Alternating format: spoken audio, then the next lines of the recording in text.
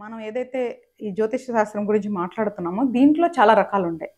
కొంతమంది నాడి జ్యోతిష్యం అంటారు, కొంతమంది న్యూమరాలజీ అంటారు, కొంతమంది హస్తశాస్త్రం అంటారు, కొంతమంది ఫేస్ చూసి చెప్తామంటారు. ఇట్లా రకరకాలు చెప్తారు. సో అది మాకు సంబంధం లేని సబ్జెక్ట్. సో మా సబ్జెక్ట్ అంతా వేదిక్ ఆస్ట్రాలజీ అనేది మాత్రం మొత్తం కూడా గ్రహాలకు సంబంధించిందే ఉంటుంది.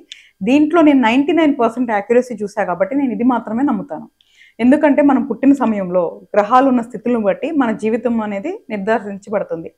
ఈ గ్రహాల పొజిషన్ ఎట్లా ఉంటుందంటే మన పూర్వజన్మ కర్మానుసారం మనం ఎప్పుడు పుట్టాలి, ఈ గ్రహాలు ఎప్పుడు ఏ పొజిషన్లో ఉండాలనేది నిర్దేశించబడుతుంది. సో కాబట్టి వేదిక్ ఆస్ట్రాలజీ అనేది మెయిన్ 2 బేస్ మీద ఉంటుందండి. ఒకటి కర్మ, రెండోది ఆ కర్మకు సంబంధించిన ఫలితాలు బట్టి మీ గ్రహాలు ఎక్కడ ఉండాలి అనేది ఫిక్స్ అయిపోతాయి.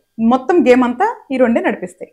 సో కాబట్టి ఎప్పుడైతే ఈ గ్రహాలు వాళ్ళ స్థితులు నిర్ణయించుకొని కూర్చుంటారో మన జీవితం దాని మీద ఆధారపడి ఉంటుంది. కాబట్టి ఇప్పుడు నేను ఏదైతే రీసెర్చ్ చేశానో మొత్తం గ్రహాల మీద నేను రీసెర్చ్ చేస్తున్నా.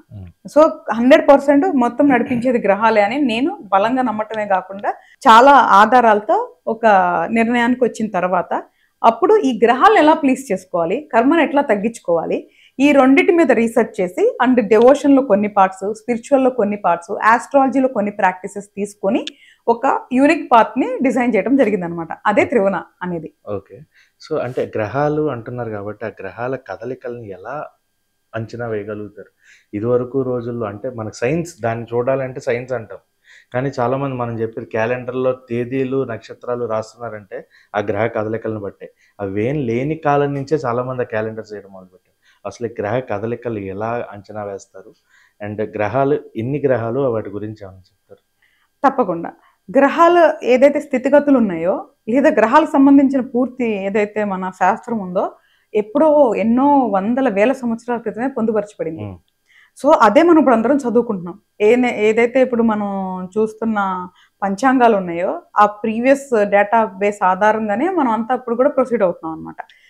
అది ఒక గొప్ప విద్య. గ్రహాల గురించి అప్పట్లో తెలుసుకోవటం అంటే అది దివ్య దృష్టితో తెలుసుకొని ఉంటారు. నార్మల్గా తెలుసుకునే అవకాశం అయితే అసలు లేదు.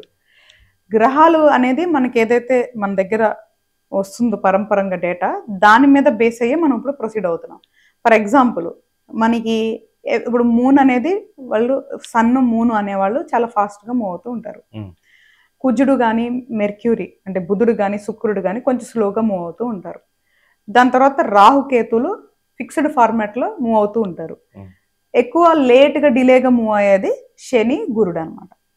సో ఇప్పుడు మనకి బేసికల్గా 7 ఫిజికల్ గ్రహాలు ఉన్నాయండి. సూర్యుడు, చంద్రుడు, కుజుడు, బుధుడు, శుక్రుడు, శని.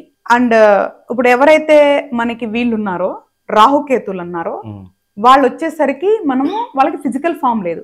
వాళ్ళని మనం షాడో ప్లానెట్స్ అంటాము. అంటే నీడ, బేసికల్గా నీడ, మన నీడ పడుతుంది కదా. నీడ ఎందుకు పడిద్ది అంటే వాళ్ళు ఎవరింట్లో ఉంటే వాళ్ళలాగా బిహేవ్ చేస్తారు, ఎవరితో ఉంటే వాళ్ళలాగా బిహేవ్ చేస్తారు. సో రాహుకేతుల సబ్జెక్టే చాలా పెద్దది, చాలా డిఫరెంట్ అనమాట. బట్ కానీ మనం ఏదైతే చెప్తున్నాం 7 గ్రహాలు అండ్ ప్లస్ 2 గ్రహాలు కలిపి 9 గ్రహాలు మాత్రమే మన శాస్త్రంలో మనం చెప్పుకోవడం జరిగింది. ఇప్పుడు మనం పాటించేది కూడా అవే. ఏదైతే ఇంకొక 2 గ్రహాలు మనకు కనిపిస్తున్నాయో చాలా దూరంగా ఉన్నాయి. ప్లూటో, నెప్ట్యూన్ అండ్ యురేనియం అని చెప్పి కొంచెం ఇంకా దూరంగా ఉన్నాయి. అవి మన మీద ప్రభావితం అంటే భూమి మీద ప్రభావితం చూపించట్లేదు కాబట్టి అప్పుడు శాస్త్రంలో ఇంక్లూడ్ చేయలేదు. ఇప్పుడు కూడా మనం ఏదైతే నేను శాస్త్రం చదువుకున్నానో దాంట్లో లేదు కాబట్టి ఇప్పుడు కూడా మేము దాన్ని ప్రాక్టీస్లో లేదనమాట. సో బేసికల్గా సూర్యుడు, చంద్రుడు, కుజుడు, బుధుడు, గురువు, శుక్రుడు, శని ఈ 7 గ్రహాలు ప్లస్ రాహు, కేతు ఈ 9 గ్రహాల మీద మాత్రమే మన జ్యోతిష శాస్త్రం ఆధారపడి ఉంది. సో వాటి బిహేవియర్స్ అంటే వాటి యొక్క గుణగణాలు బట్టి, వాటి యొక్క మార్పులు బట్టి, వాటి మీద బేస్డ్ మీదే మన జీవితం యొక్క ఏం జరుగుతుంది, ఏమి జరగదు, ఎలా ఉండాలి, ఎలా ఉండకూడదు అనే దాని మీద మేము ప్రాక్టీస్ చేయడం జరిగిందనమాట.